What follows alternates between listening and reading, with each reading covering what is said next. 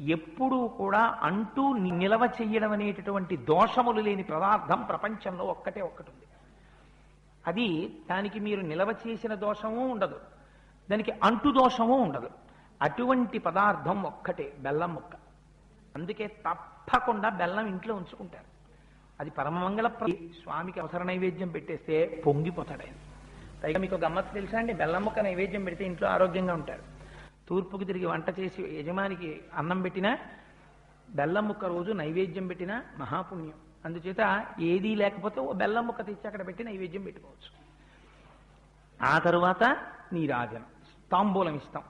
స్వామి కూడా తాంబూలం వేసుకున్నట్టు ఎర్రటి నోటితో కూర్చున్నట్టు మీరు భావన చేయాలి. అందుకే తాంబూలం సమర్పయామి అన్నాక ఒక్క క్షణం ఆగాలి. ఏదో రిచువలిస్టిక్ గా తాంబూలం సమర్పయామి అని తాంబూలం ఇచ్చేసాం అయిపోయింది అని కాదు, మీకు ఇక్కడ భావన జరగాలి.